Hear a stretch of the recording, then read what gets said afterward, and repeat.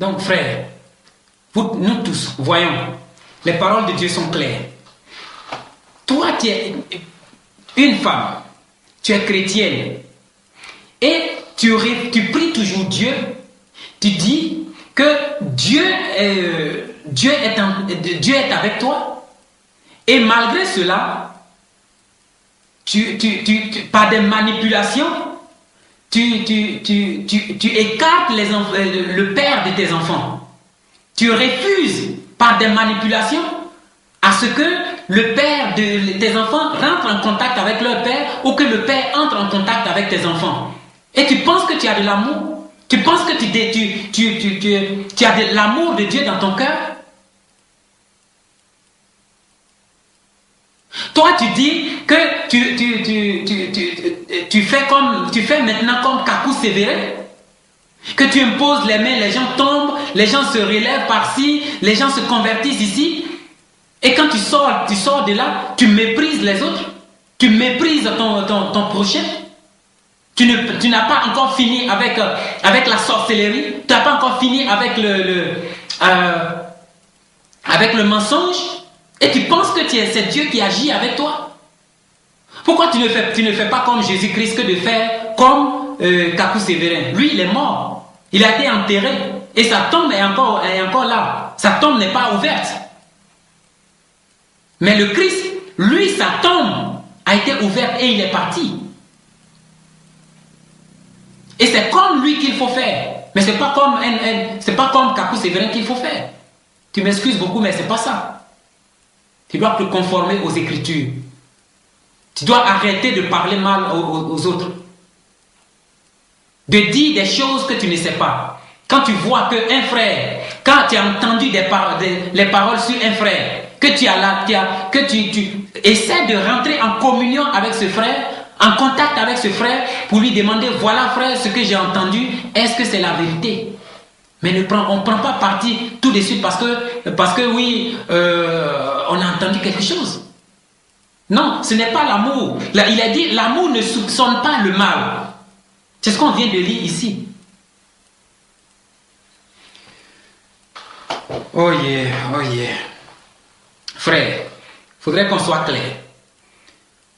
Dieu nous demande dans Éphésiens 3, versets 18 à 19, d'être enracinés dans l'amour. C'est très important.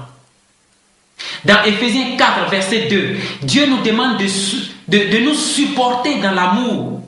Que les gens nous critiquent, que les gens nous fassent du mal, que les gens nous bastonnent, que les gens nous lapident par des paroles. Mais nous devons supporter cela dans l'amour. Nous devons prier pour eux. Nous devons avoir de l'amour enraciné dans notre cœur. Dans Éphésiens 4, versets 15 à 16, où la parole demande à ce que nous soyons vrais dans l'amour, afin de croître jusqu'à Jésus-Christ.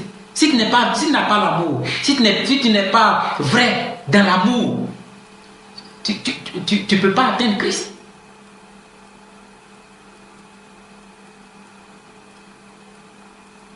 Ceux qui nous persécutent, ceux qui nous critiquent, ceux qui nous font du mal, ceux qui nous rejettent, que devons-nous faire? Nous devons faire comme Paul.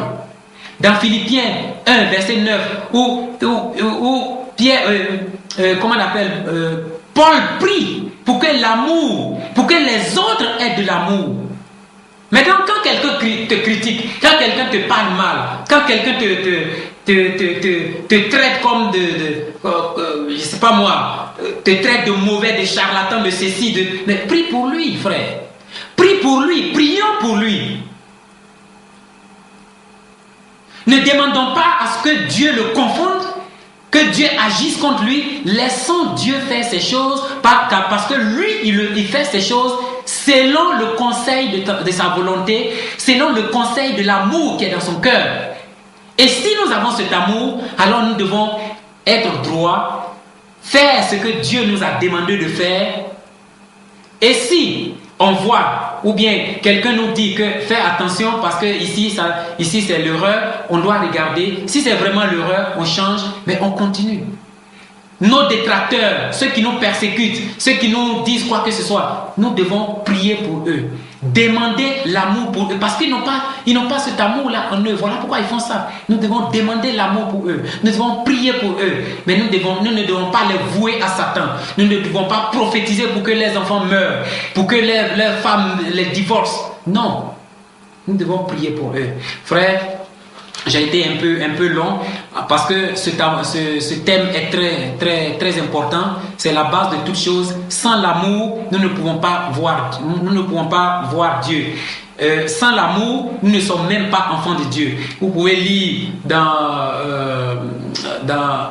1 Jean chapitre 5 où il est dit, il parle beaucoup d'amour. Et c'est par l'amour qu'on reconnaît le vrai croyant. C'est l'amour qui dégage d'une personne qu'on sait s'il est de Dieu ou non. Quel est le degré d'amour que vous avez? Est-ce que quand on vous énerve, vous prenez tout de suite le bâton? Vous prenez tout de suite la langue? Vous prenez tout de suite l'épée? Non, ce n'est pas ça, frère. Ce n'est pas ça. Mais c'est l'amour. Soyons unis dans l'amour, exhortons-nous les uns les autres. Si des gens font des vidéos contre nous, nous devons voir, est-ce que je suis effectivement dans l'erreur? Si ça a été démontré et que la Bible nous dit que nous sommes dans l'erreur, alors nous devons changer. Nous devons revenir sur la voie.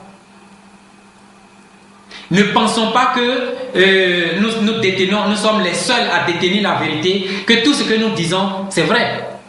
Non, ce n'est pas ça.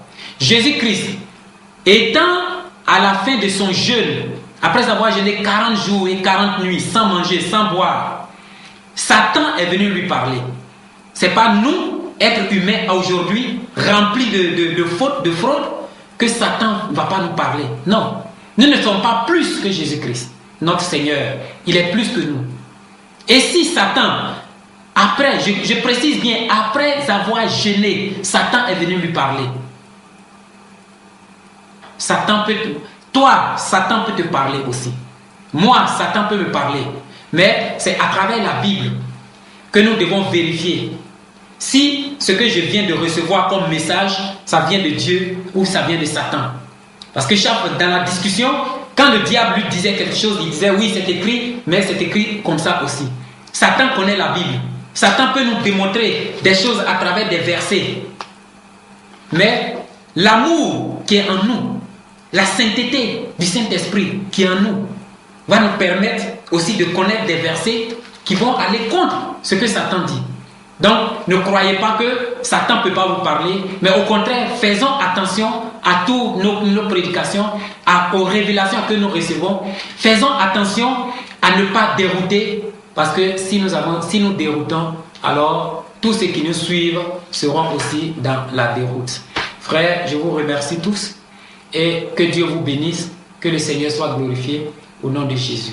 Amen.